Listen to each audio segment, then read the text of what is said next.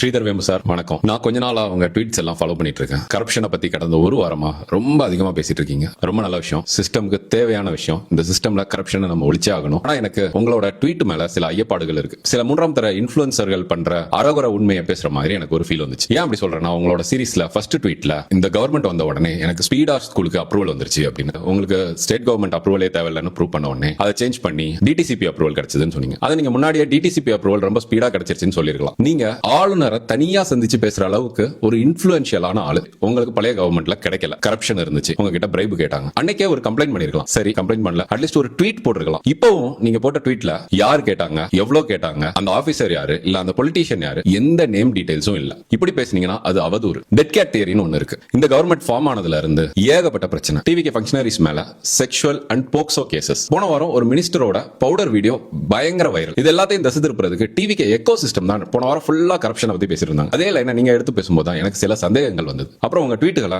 இன்னும் கவனிக்க ஆரம்பிச்சேன். அதுல ஒரு ட்வீட், தமிழ்நாட்டுல லேண்ட் ரேட் எல்லாமே ஏறி போயிருக்கு, ரியல் எஸ்டேட் வந்து இவ்வளவு மோசமா ஏறி போனதுக்கு காரணம் கரப்ஷன் அப்படின்னு எந்த டேட்டாவும் இல்லாம பொத்தாம் பொதுவா சொல்லிட்டீங்க. சிங்கப்பூர் மாதிரி, சிட்னி மாதிரி கிளீன் கவர்னன்ஸ் இருக்கிற ஊர்லயுமே லேண்ட் ரேட் ஏறுது. ஏன் அப்படின்னா சப்ளை டிமாண்ட். இதெல்லாம் விட்டுட்டு ஒன் சைடா ஒரு கதை சொல்றீங்க பாத்தீங்களா, கரப்ஷன் மட்டும்னு. நீங்க இருக்கிற தென்காசியில தன்னூத்துன்னு ஒரு சின்ன கிராமம். அங்க ஒரு 7 விவசாய பாட்டி தாத்தா இருக்காங்க. இவங்களுக்கு 8 பிள்ளைங்க. பெருசா யாரும் படிக்கல, காலேஜ் போல. ஒருத்தர் மட்டும் காலேஜ் போயிருக்காரு. அந்த தாத்தா பாட்டியோட பேரம் பேத்திகள் பலர் இன்னைக்கு இன்ஜினியர்ஸா இருக்காங்க. அதுல நிறைய பேர் கவர்மெண்ட் ஸ்கூல்ல தமிழ் மீடியம்ல படிச்சவங்க. அது மட்டும் இல்ல, ஒரு சிலர் கவர்மெண்ட் இன்ஜினியரிங் காலேஜ்லயே படிச்சவங்க. இடஒதுக்கீடு, ஃபர்ஸ்ட் ஜெனரேஷன் கிராஜுவேட் ஸ்கீம், அது மட்டும் இல்லாம என்ட்ரன்ஸ் எடுத்ததுனால ரூரல்ல இருந்து வந்தவங்க ரொம்ப ஈஸியா இன்ஜினியரிங் காலேஜ்ல சேர முடிஞ்சது. சென்னை, மதுரை, வெளிநாடு, முக்கியமா துபாய், அயர்லாந்து, ஜெர்மனின்னு போய் செட்டில் ஆனவங்க ஊருக்கு பணத்தை அனுப்புறாங்க. இப்ப பஸ் வசதியே பெருசா இல்லாத இந்த ஊர்ல சென்ட் விலை 8 to 10 லட்சத்துக்கு போகுது. நான் சொல்ற அந்த பாட்டி ரதிகிலி அம்மாள் மற்றும் தாத்தா ராமசாமி அவர்களோட பேரன் தான் நான் சொல்ற இந்த தன்னூத்து ஊர்ல எங்க குடும்பம் மட்டும் இல்ல, அது போக மோர் தென் 200 இன்ஜினியர்ஸ் இருக்காங்க. வெறும் சின்ன கிராமம். இவங்க எல்லாம் எப்படி படிச்சாங்க? திராவிட கொள்கைகள் கொண்டு வந்த கோட்பாட்டில் ரூரல்ல இருந்து வந்தவங்க ரொம்ப ஈஸியா இன்ஜினியரிங் காலேஜ்ல சேர முடிஞ்சது. இப்படி எக்கனாமிக்கலா